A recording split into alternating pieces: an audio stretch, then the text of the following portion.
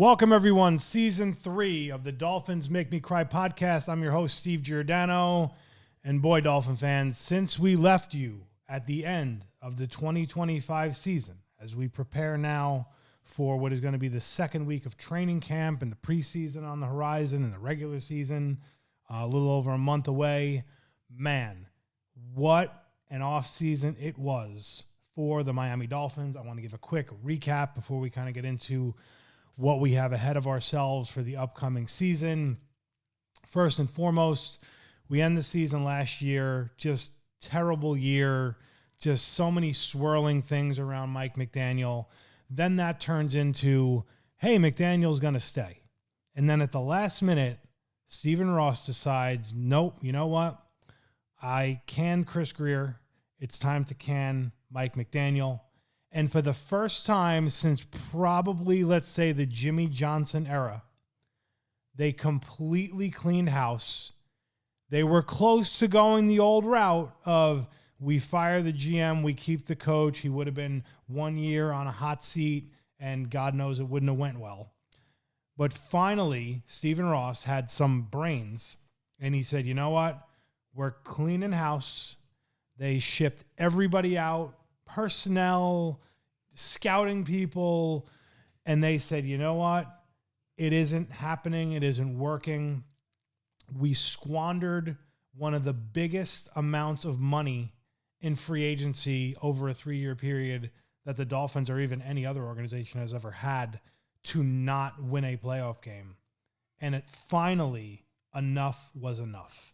So for me, on the podcasts I've done in the last 2 years, I've been insanely pissed off around how this organization handled money, restructures, paying overpriced guys who were out of their prime, discipline, all the different things that you heard swirling around the organization. And then lo and behold, you go into this offseason and then everything gets cleaned out. And then all of a sudden, everybody out of the woodwork is telling you the things that went on behind the scenes, which is crazy. The latenesses and the disrespect and no respect for McDaniel. And it goes on and on and on and on and on. But I want to put it to bed. It's going to be cathartic for me, number one. The way that this organization wasted money, wasted opportunity. And look, nobody was sitting here going into 2022 crying and saying, hey, you shouldn't sign Tyreek and you shouldn't sign Jalen Ramsey, and the list goes on and on and on. Nobody was saying that, myself included. However, when you repaid them the second year, it was absolutely criminal to do so. And finally, we've cleaned house. We've moved on from bad management and bad decisions. The only caveat is you still have the same owner who signed off on the bad decisions. But finally, it is a new day in Miami, new head coach, new GM from Green Bay, John Eric Sullivan, Jeff Hafley. And you know what? The jury's out. But I'm going to get into the things that I like and where I see things headed and going. And just for transparency, Dolphin fans, it probably will be painful this season. We're going to get into that as well. So just to, again, put it to bed, the Chris Grier, Mike McDaniel, wasting money, wasting draft picks, wasting resources, having no discipline, having a shit show of an organization, and squandering money and opportunity.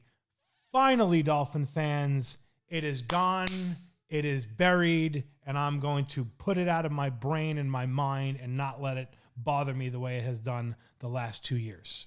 Now, that being said, the new day in Miami with these two gentlemen, the first thing that you noticed in their introductory press conferences and really all the communication they've had, you know, on podcasts and all different things that I've listened to is competency. Now, I'm sure we could all go back and we could look at the Cam Cameron era and when he started the 1-15 season. We could go back and we could look at Joe Philbin. And I'm sure myself and others could say, man, that's refreshing what he just said in his press conference starting things out. And then lo and behold, obviously, we know where those two stories went. We don't have to go back to that. So my point is, yes, you can't sit here and say, yeah, everything's great and everything's amazing with these two guys. They're going to come in and they're going to save the day when, one is a first-time head coach. The other's a first-time GM. And the jury's out. But what I will say is when you listen to the competence that they have when they speak, number one, and number two, the ideology around what is winning football. Mike McDaniel won some games, okay? Nobody was sitting here calling for Mike McDaniel's head when the Dolphins scored 70 points in 2023. We were just the greatest show on grass and whatever the hell they were called, and all the things that went with that until it went obviously south, right? But the ideology behind what he had and was building was not for a sustainable winner. Now, injuries, different things. There were some things out of his control, just to be fair. But the thought process was not around, we need to build the line, the trenches. We need to pound the rock. We need to protect the quarterback. We need to get at the quarterback. We need to play sound, fundamental football. That was not Mike McDaniel's game. And it once you got through the fluff of the beginning of that season that they essentially squandered in 2023, you could just tell where things were headed because they were an undisciplined team. They didn't give a damn about special teams, in my opinion. It was terrible. They just did not do the little things well. You had all these personalities that couldn't be managed by his personality. You had Tua, who was, inconsistent. He had his moments, obviously, then obviously injuries. It was a cavalcade of things. But where it started was from the belief in what is winning football. When you listen to these two guys and you see the moves that they made, you can tell that they believe in old school, smash mouth, hardcore football. And for that alone, I applaud the both of you because to me, that is what this organization has lacked for decades. I'd say the last time they had it would be 2008. Oh, and lo and behold, they won the division and, they completely overachieved. And it's the ideology that they have now. And I love it. We obviously have to see it play itself out. And we also, like I said, we have to give a first-time GM and head coach a shot. Now, as it pertains to the roster, because of the poor moves that they made in the re-signing of Tua, and the list goes on and on and on, all the guys that they are still paying, Jonnu Smith, Jalen Ramsey, cutting Tyreek Hill, trading Jalen Waddle, all the moves that they made this offseason, a full-on cleanse.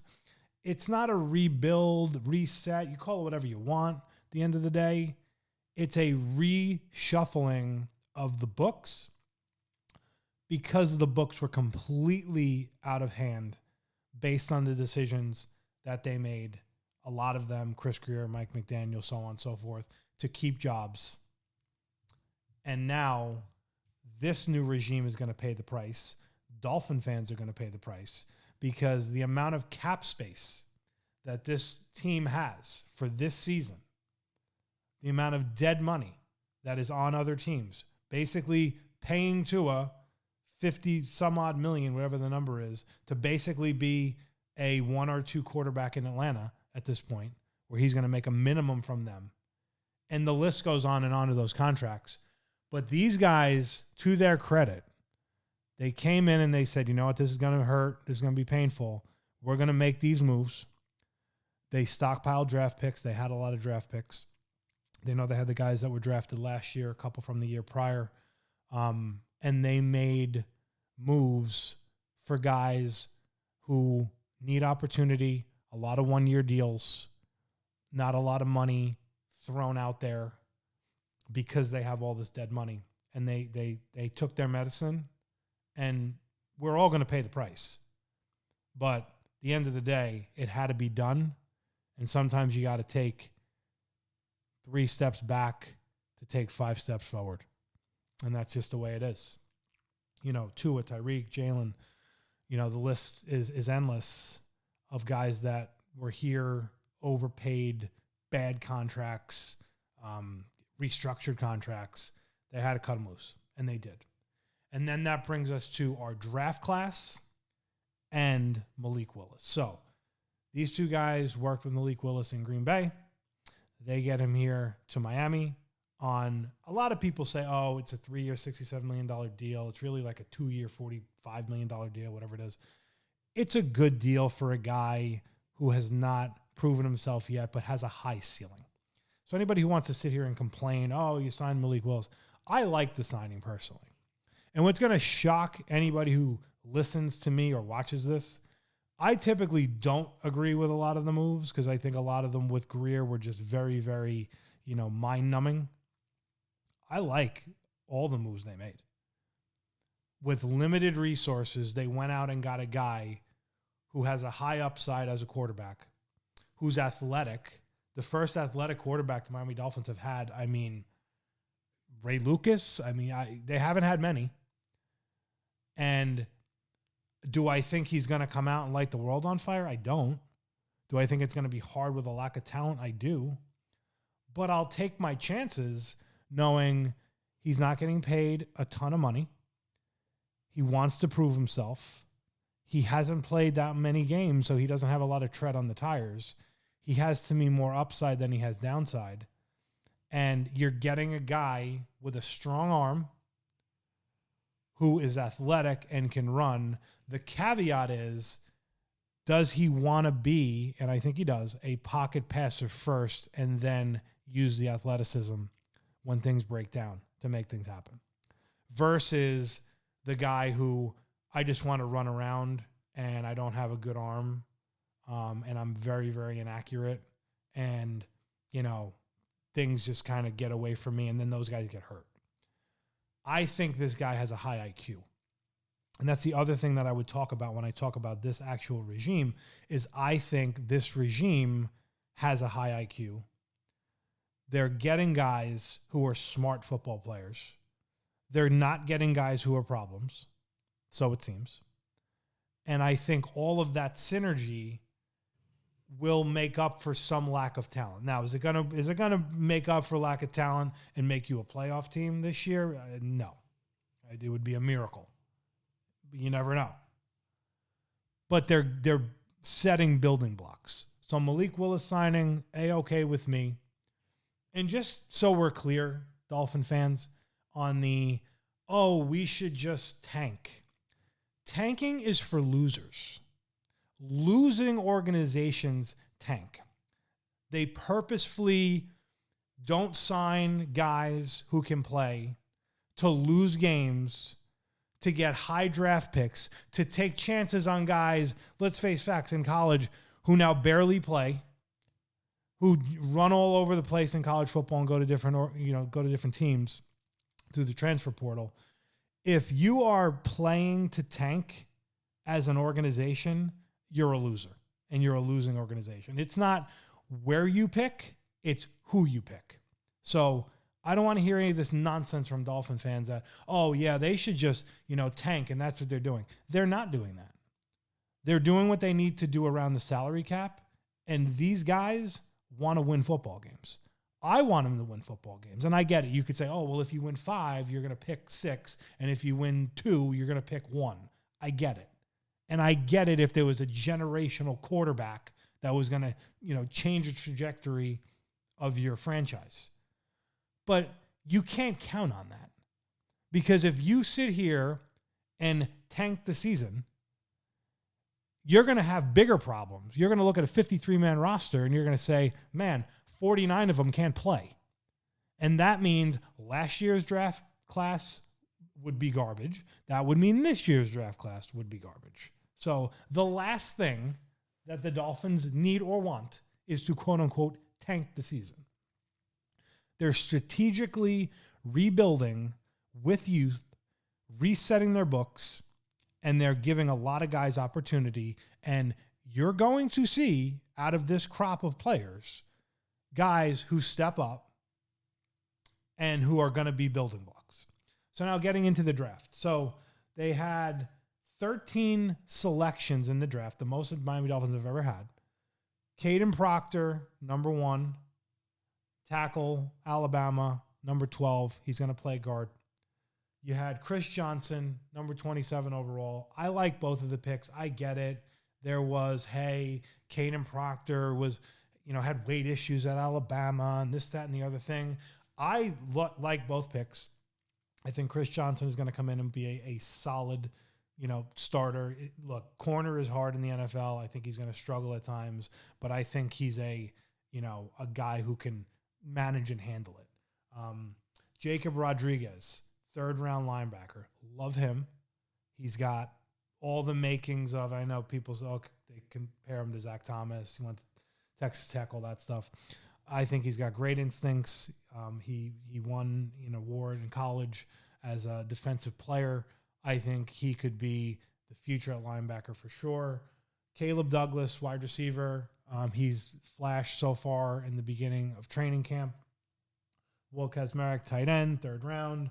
Chris Bell, 3rd-round pick, number 90. I think he's going to be a steal. Everybody that covers the Dolphins has kind of said this.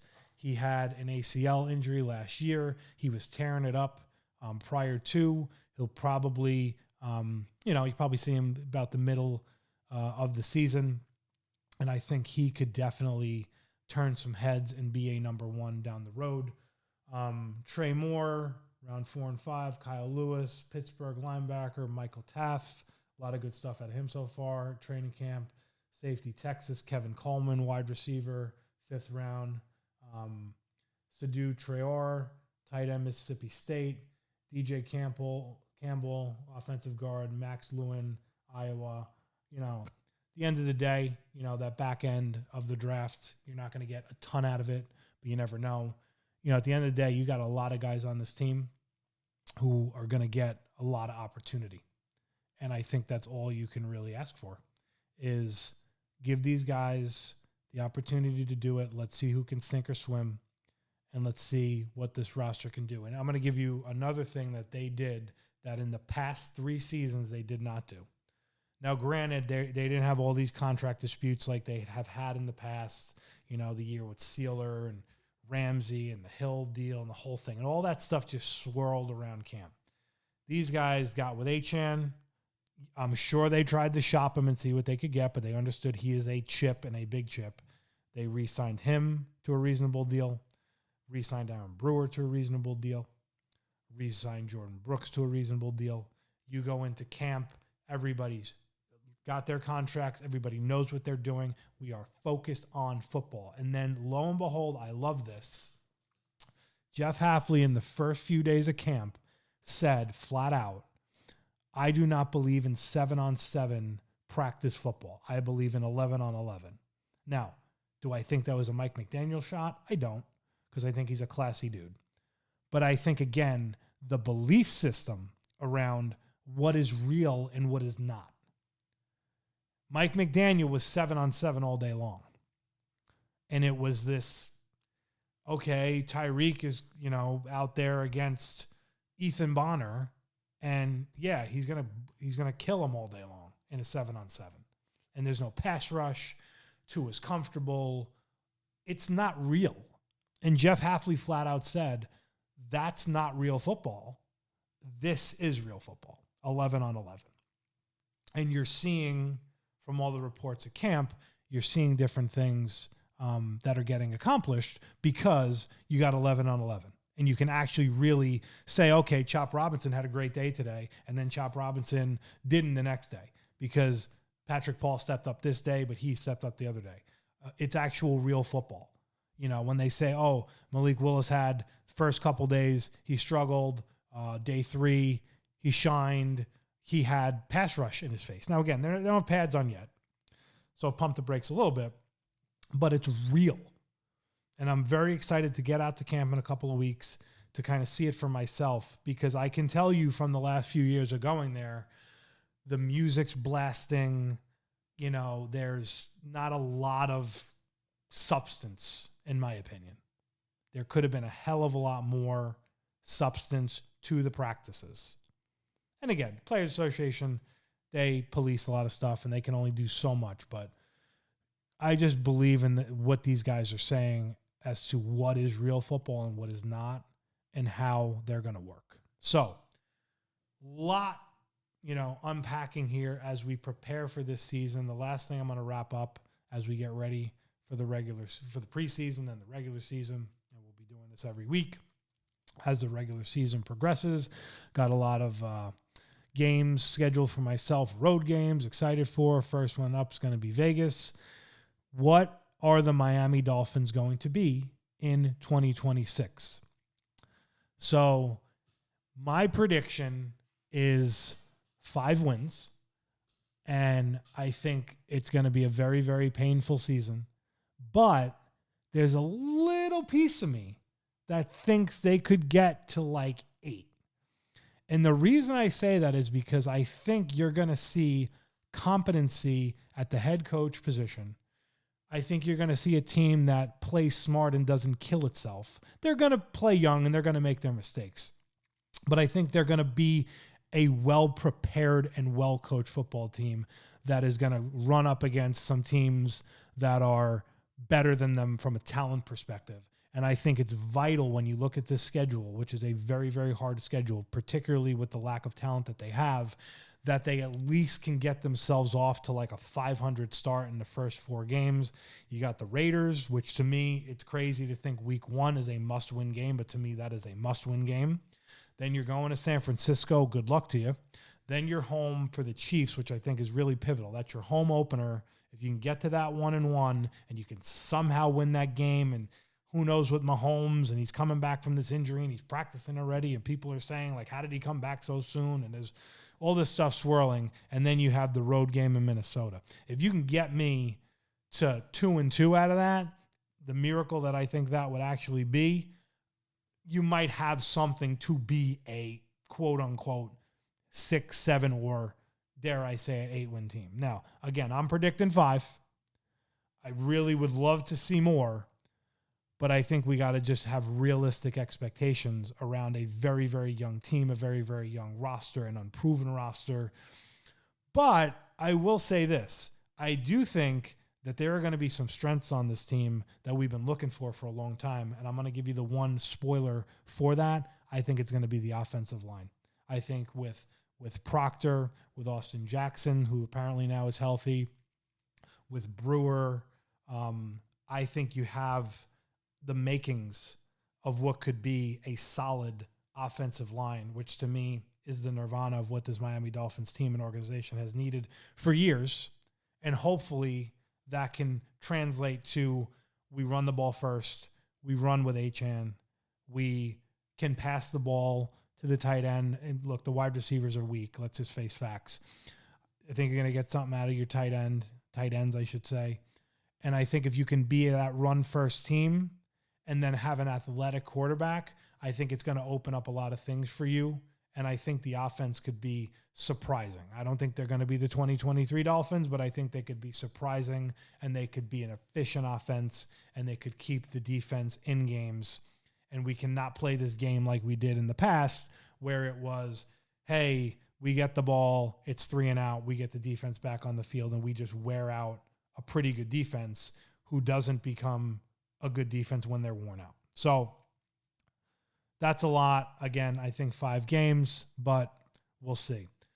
Well, I'll tell you this, though. I'm excited for it. I'm excited for the future. I know it's going to be painful.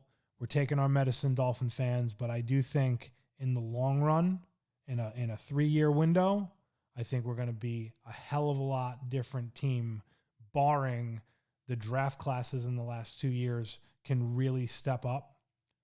And then when we actually get our money back next year and the following, we can make smart, strategic free agent signings. So we'll see you at camp in a couple weeks. Let's go Fins, and we will see you soon. Be good.